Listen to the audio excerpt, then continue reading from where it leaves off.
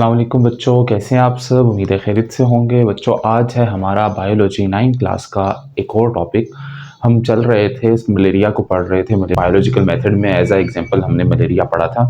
तो अब जो है हमने वहाँ पर सिर्फ और सिर्फ कॉज ऑफ मलेरिया पढ़ा था। अब हमने स्प्रेड ऑफ मलेरिया भी देखना था बायोलॉजिकल मेथड के जरिए, क्योंकि आपको पता था कि बायोलॉजिकल मेथड क्या था कि जब भी कोई प्रॉब्लम आती थी हम स्टेप बाय स्टेप एक मेथड को यूज़ करते हुए उसको सॉल्व करते थे और उसका सोल्यूशन निकालते थे। ठीक है, तो हम उसमें स्टेप बाय स्टेप कुछ चीज़ें करते होते थे। अभी भी हम यही करेंगे, बट हम एग्जाम्पल पढ़ रहे थे किसकी? मलेरिया एग्जाम्पल हम पढ़ रहे थे बायोलॉजिकल मेथड की, जिसमें हमने कॉज ऑफ मलेरिया को डिस्कस किया, उसको हमने डिटेल्स में देखा।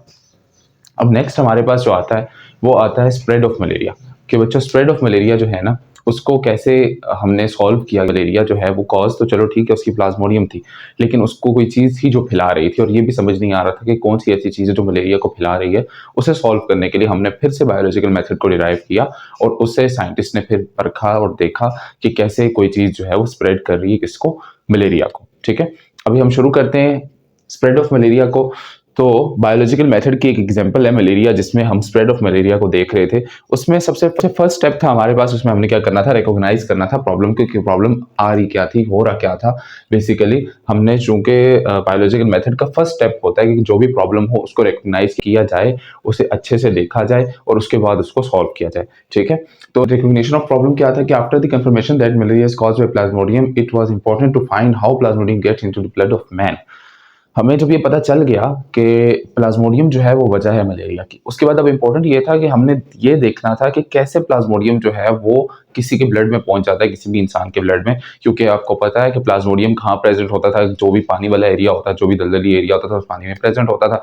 और वो वहां से पीने से, पानी अगर पिया जाए तो वो कभी भी किसी के अंदर नहीं जाता था, किसी के ब्लड में नहीं शो होता था, ना ही किसी को मलेरिया होता था। लेकिन कोई ऐसी चीज थी कि जो उसको ट्रांसपोर्ट करती थी, कहाँ पर? जो भी पेशेंट होता था, जो भी पर्सन, हेल्दी पर्सन होता था, उसको देती थी और वो फिर पेशेंट बन जाता था। ठीक है, तो अब यहाँ पर ये जो वजह थी ना, इसकी बिना पर फिर दो पॉइंट्स जो हैं उनको हाईलाइट किया गया। फर्स्ट पॉइंट ये था कि मलेरिया और मार्शी एरिया जो है उनके दरमियान कुछ रिलेशन है मलेरिया में, और जो भी मार्शी एरिया, मतलब कि जो दलदली एरिया हैं, जो भी हमारे पास आ जाते हैं पानी वाले, जहाँ पर पॉन्ड्स होते हैं, पानी खड़ा हुआ होता है, वो जो एरियाज थे ना, उनका मलेरिया से कोई रिलेशन था, क्योंकि जो आसपास की बस्तियां थी ना उन इलाकों की, वहां पर ये ज्यादा पाया जाता था। उसके बाद नेक्स्ट था कि drinking water of marshes does not cause malaria. अब वहां का पानी पिया जाए तो मलेरिया नहीं हो रहा था। तो ये क्या वजह थी कि प्लाज्मोडियम उस पानी में प्रेजेंट था, बट वो पीने से हमारे ब्लड में नहीं आ रहा था, बल्कि कोई और चीज थी जो उसे लेकर आ रही थी। ये चीज ढूंढने के लिए फिर उसको परफॉर्म किया बायोलॉजिकल मेथड। हमारे पास ऑब्जर्वेशंस क्या थी? एक साइंटिस्ट थे जो कि अमेरिकन फिजिशियन थे, उन्होंने 1883 में ऑब्जर्वेशंस दी थी, 20 ऑब्जर्वेशंस दी थी, 20 ऑब्जर्वेशन उन्होंने दी थी। उनमें से जो है ना कुछ इंपॉर्टेंट ऑब्जर्वेशंस यहाँ पर इन्होंने कंक्लूड किए हैं। जैसे कि एक ऑब्जर्वेशन है कि people who slept outdoor are more likely to get malaria than those who slept indoor. वो लोग जो कि कहाँ सोते हैं? जो आउटडोर्स में सोते हैं, मतलब कि घरों से बाहर या फिर खुली जगहों पे सोते हैं, सहनों में सोते हैं, उनको ज्यादा मलेरिया हो रहा था, और वो लोग जो अंदर सोते थे घरों के अंदर, उनको कम मलेरिया हो रहा था। ठीक है, ये फर्स्ट ऑब्जर्वेशन, मतलब जो भी उसमें ऑब्जर्वेशन 20 दी भी थी, उनमें से जो हमने निकाली थी उनमें एक ऑब्जर्वेशन ये थी। उसके बाद एक और ऑब्जर्वेशन थी कि people who slept under fine nets are less likely to get malaria. वो लोग जो फाइन नेट्स में सोते हैं, मतलब कि जो जाली होती है जिसको मच्छरदानी कहते हैं, उसके अंदर जो सोते हैं उनको कम मलेरिया होता है, उसके बजाय जो लोग बाहर सोते हैं उनको ज्यादा मलेरिया होता है। दूसरी ऑब्जर्वेशन। थर्ड ऑब्जर्वेशन क्या थी? People who slept near smoky fire usually not gate malaria. वो लोग जो स्मोकी फायर, मतलब कि जहां पर धुआं होता था, जहां पर ऐसी आग होती थी जिससे धुआं निकल रहा हो, उसके करीब सोते थे, उनको भी मलेरिया नहीं होता था। और उनके अलावा जो दूसरे होते थे, जो इधर उधर सोते थे, उनको मलेरिया होता था ज्यादा। मतलब मलेरिया की ये अमाउंट की बात की जा रही है कि कहाँ पर ज्यादा होता था, कहाँ पर कम होता। अब ये चीजें जो है ये एक ही चीज की तरफ इशारा कर रही हैं कि या तो मॉस्किटो हो सकता है, या फिर कोई और ऐसी चीज हो सकती है जो मॉस्किटो की तरह की कंडीशंस रखती हो, और वो जो है वो मलेरिया फैलाती है। अब इस पर ये जो ऑब्जर्वेशंस दी थी ना एएफए किंग ने, उन्होंने इसी पर हाइपोथेसिस दी। अब हाइपोथेसिस उन्होंने क्या दी? उन्होंने कहा कि mosquitoes transmit plasmodium so are involve in spread of malaria. उन्होंने कहा कि जो मच्छर है, मॉस्किटोज जो हैं, ये क्या करते हैं? ये ट्रांसमिट करते हैं प्लाज्मोडियम को, तो यही कॉज हो सकते हैं मलेरिया की। ये हाइपोथेसिस अब उन्होंने दे दी। अब इस हाइपोथेसिस को ट्रू है या नहीं है, ये चीज बताने के लिए क्या करना पड़ेगा? हमें एक्सपेरिमेंट करना पड़ेगा। नेक्स्ट एक्सपेरिमेंट किया। फिर एक्सपेरिमेंट से पहले चूंकि हाइपोथेसिस में से सब्जेक्ट निकालना पड़ता है जिसपे एक्सपेरिमेंट किया जाए, तो वो जो है निकाला गया सब्जेक्ट डिडक्शंस के जरिए। अब डिडक्शंस क्या की गई, दो डिडक्शंस की गई यहाँ पर। फर्स्ट डिडक्शन ये थी कि Plasmodium should be present in mosquito. अगर मच्छर प्लाज्मोडियम फैलाता है तो मच्छर के पेट में प्लाज्मोडियम होना चाहिए, ठीक है, मच्छर के अंदर प्रेजेंट हो प्लाज्मोडियम। फर्स्ट डिडक्शन थी, ये एक्सपेरिमेंट करना था, ये सब्जेक्ट था, ठीक है। उसके बाद सेकंड सब्जेक्ट क्या आता था कि mosquito can get plasmodium by biting a malarial patient. अगर ऐसी बात है तो फिर मॉस्क्यूटो जो है ना वो किसी भी मलेरियल पेशेंट को बाइट करता होगा तो उससे भी वो प्लाज्मोडियम ले लेता होगा।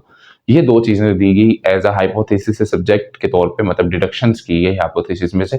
और इनको अब हमने क्या करना था, आगे इससे एक्सपेरिमेंट करके इन दो सब्जेक्ट्स पे एक्सपेरिमेंट करना था। एक ये कि मॉस्क्यूटो के पेट में प्लाज्मोडियम होता है या नहीं, और दूसरा ये कि मॉस्क्यूटो जो है वो किसी मलेरियल पेशेंट से प्लाज्मोडियम लेके दूसरे में ट्रांसफर कर सकता है या नहीं।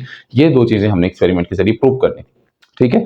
अब एक्सपेरिमेंट की अगर बात करें तो इस पे एक्सपेरिमेंट किया गया इन डिडक्शंस को टेस्ट करने के लिए। तो हमारे पास एक साइंटिस्ट थे जो कि ब्रिटिश फिजिशियन थे और आर्मी में सर्व कर रहे थे, और वो अपनी ड्यूटी पर अपॉइंट हुए हुए थे इंडिया में।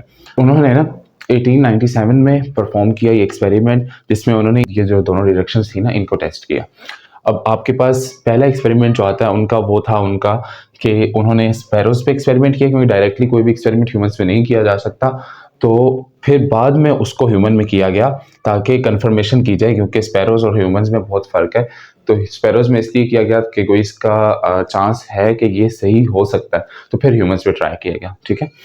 तो स्पैरोज में क्या किया उन्होंने, ये जो पहली डिडक्शन थी ना कि Plasmodium should be present in mosquito, ये उन्होंने ऐसे टेस्ट किया था कि उन्होंने एक मॉस्किटो था जो कि एनोफिलीज मॉस्किटो था, उसको उन्होंने क्या किया, बाइट करवाया स्पैरो को।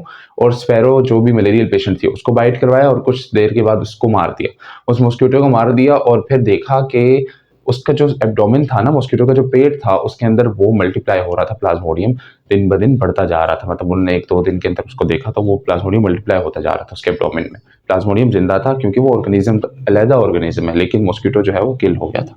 अब उन्होंने क्या किया, उन्होंने ये जो दूसरी डिडक्शन थी इसको टेस्ट करने के लिए कि मॉस्किटो जो है वो प्लाज्मोडियम गेट करता है बाय बाइटिंग मलेरियल पेशेंट, ये टेस्ट करने के लिए उन्होंने क्या किया, स्पैरोस पे एक्सपेरिमेंट किया।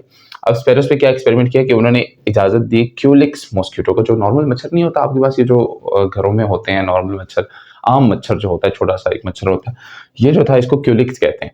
क्यूलिक्स मॉस्किटो जो था ना इसको इस्तेमाल किया गया और उसको अलाउ किया गया कि वो क्या करे, जो भी पेशेंट स्पैरो थी ना जिसको मलेरिया था उसने उसको बाइट करना था, और बाइट करने के बाद उससे फिर क्या करवाया, उससे जो हेल्दी स्पैरो थी उसको बाइट करवाया। तो उन्होंने देखा कि जो भी हेल्दी स्पैरो थी ना वो क्या होगी, कुछ दिन बाद बीमार हो गई मलेरिया से। तो इससे ये चीज कंफर्म होगी ना कि ये ऐसा होता है। अब इसको मजीद टेस्ट करने के लिए ह्यूमंस पे अप्लाई किया गया कि एक एनोफिलीज मॉस्किटो, बच्चों एनोफिलीज मॉस्किटो जो है ये आपने देखा होगा मलेरिया का मच्छर होता है, थोड़ा सा लंबी लंबी टांगों वाला होता है, और ये जो नॉर्मल मच्छर होता है ना इससे बड़ा होता है ये। तो उसको उन्होंने फिर इजाज़त दी कि वो क्या करे, बाइट करे मलेरियल पेशेंट को, ह्यूमन को। और फिर क्या किया, उससे हेल्दी पर्सन जो था उसको बाइट करवाया, तो देखा उन्होंने कि वो जो हेल्दी पर्सन था वो कुछ दिन बाद इल हो गया, बीमार हो गया, किससे, मलेरिया से।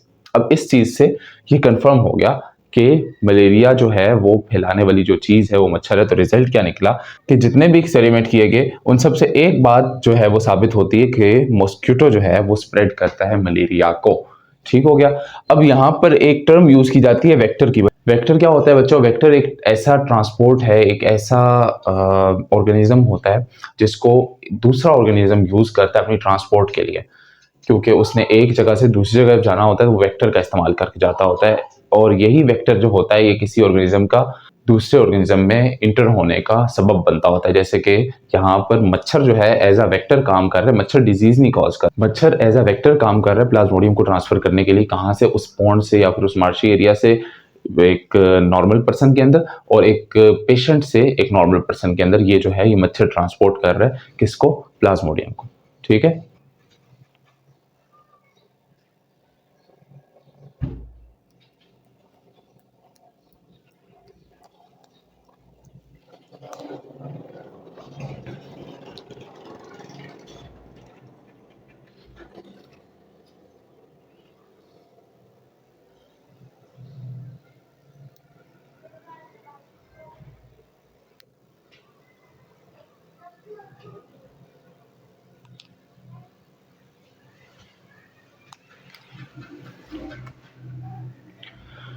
अब इस पे अगर बात की जाए बच्चों के मच्छर कैसे जो है वो प्लाज्मोडियम को ट्रांसपोर्ट करता है, तो उसको अगर देखें तो मच्छर जो होता है ना, जो मॉस्किटो होता है, वो क्या करता है कि जब किसी भी इंसान को वो काटता है ना, या फिर किसी भी चीज़ को, किसी भी जानदार को वो काटता है, तो उसका तरीका ये होता है कि उसने सक करना होता है ब्लड, उसको ब्लड चाहिए होता है।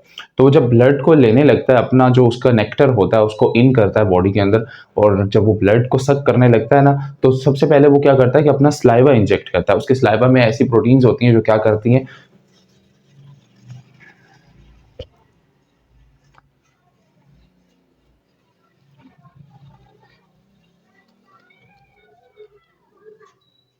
तो सबसे पहले वो अपना स्लाइवा इंजेक्ट करता है, क्योंकि उसके स्लाइवा में ऐसी प्रोटीन्स होती हैं जो क्या करती हैं कि जिस भी जगह पर वो बाइट कर रहा होता है ना, जहाँ पर उसने नेक्टर इन किया होता है, वहाँ पर क्लॉटिंग से बचाती होती हैं।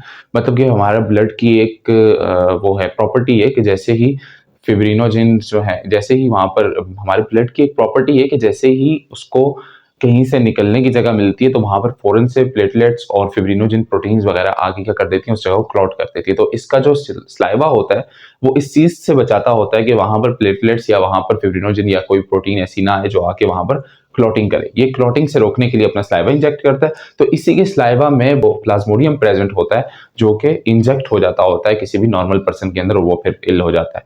और अगर नॉर्मल किसी भी पेशेंट को ये बाइट करेगा, तो जाहिर सी बात है जब ब्लड ये अपने अंदर सक करेगा, तो वो प्लाज्मोडियम ऑब्वियसली इसके अंदर चला जाएगा, और वो इसके अंदर से फिर से स्लाइवा के जरिए जो है वो किसी और पेशेंट के अंदर चला जाएगा। तो ये तरीका होता है मॉस्किटो का प्लाज्मोडियम को ट्रांसफर करने का।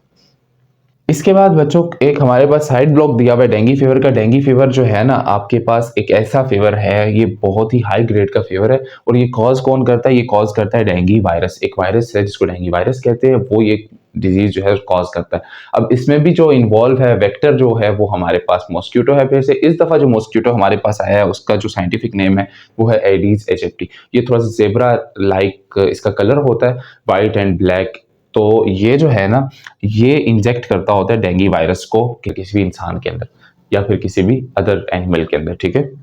डेंगू के अब सिम्टम्स क्या होते हैं? सिम्टम्स बच्चों वो चीज़ें होती हैं, जब भी कोई बीमारी होती है ना, तो उस पे जो सिम्टम्स हमारे पास जो उस पे चीज़ें चेंजिंग शो हो रही होती है, जो भी उसकी नॉर्मल लाइफ में जो चेंजेस, मतलब कि उसकी नॉर्मल बॉडी जो वर्क कर रही थी उसमें जो चेंजेस, वॉमिटिंग हो जाना, सर दर्द हो जाना, बुखार का हो जाना, ये सारी चीज़ें जो है सिम्टम्स में आ जाती हैं। अब इसके सिम्टम्स देखे जाए अगर डेंगू के, तो उसमें हाई ग्रेड फीवर आ जाता है कि जिसको भी डेंगू होता है उसको एक बहुत तेज़ बुखार होता है।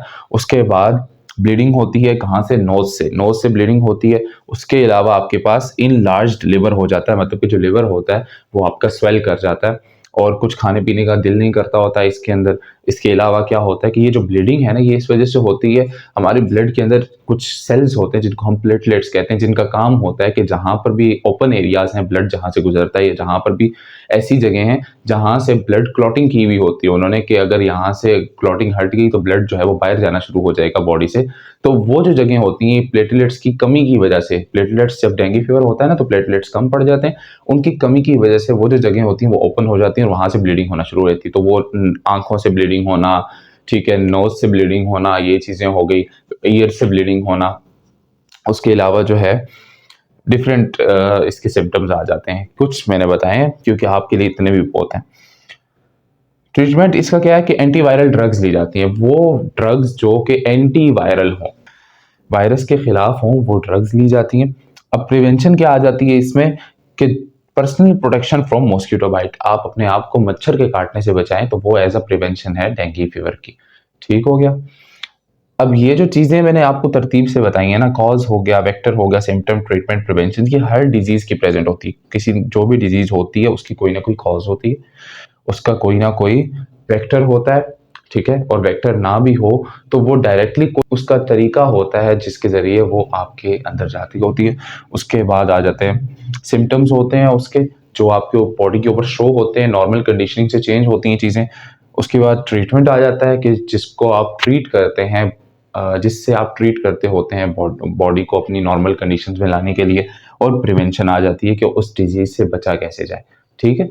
अब यहाँ पर दो और चीज़ें आती हैं, थ्योरी और लॉ। ये थ्योरी, लॉ और हाइपोथेसिस तीन चीज़ें हैं, बट हमने हाइपोथेसिस को डिस्कस कर लिया है कि हाइपोथेसिस एक आइडिया होता है जो किसी ने दिया हुआ होता है, जो उसने ऑब्जर्वेशन की हुई होती हैं उनके ऊपर, ठीक है। कोई भी हमारे पास आ जाता है ऐसा इशू जिस पे ऑब्जर्व करें हम उसको, और फिर उसको क्या करें, हाइपोथेसिस के जरिए से हम उसे एक स्टेटमेंट में कन्वर्ट करें और फिर उस पर हम रिसर्च करें। ठीक है, ठीक है, क्योंकि हाइपोथेसिस को एक्सपेरिमेंट के जरिए प्रूव किया जाता है। अगर तो वो ठीक हो तो सही है, अगर ना ठीक हो तो हाइपोथेसिस रिजेक्ट हो जाती है।